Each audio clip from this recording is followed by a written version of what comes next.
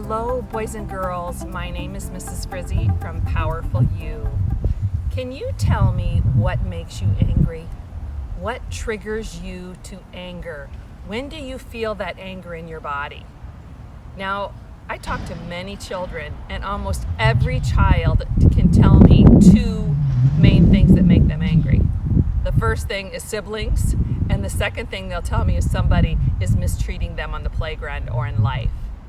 So today's lesson is Lesson P, Pausing Pablo. And Pablo tells his story about anger, and he has 3 anger rules.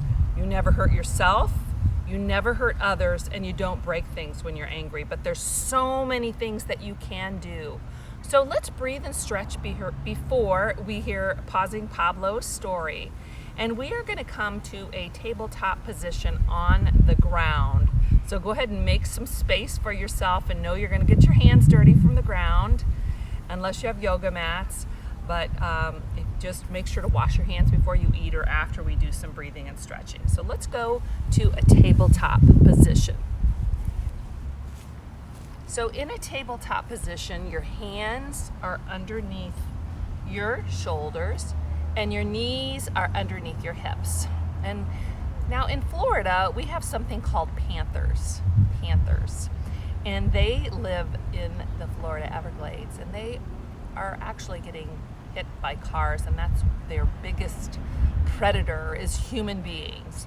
So just drop your belly like a Florida panther and just sway back and forth and feel your body. Feel what's happening. Maybe you feel some aches and pains. I know I do in different spots.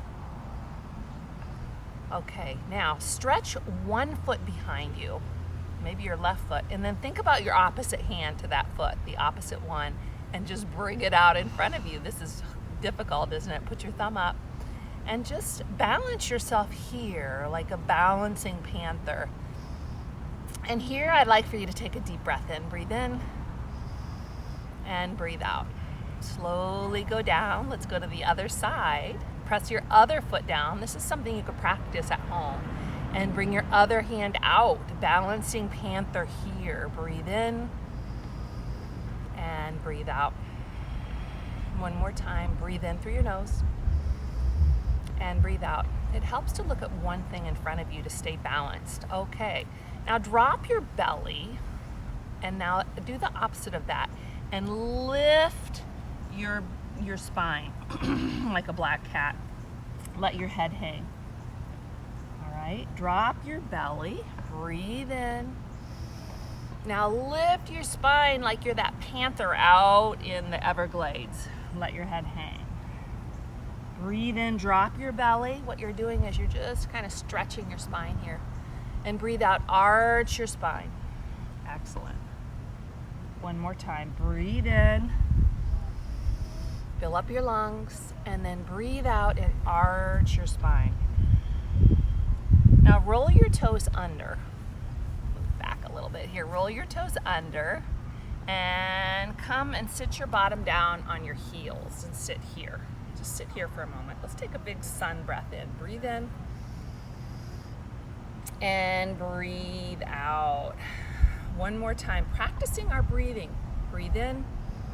You never know when you're going to need this full breath to calm down, and breathe out. Now when you're angry, there are several things you can do. You can name your anger. I feel angry.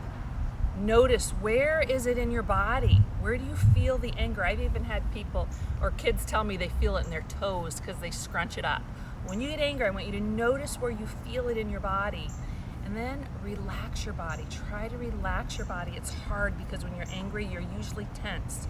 So relax your body and then breathe into your body.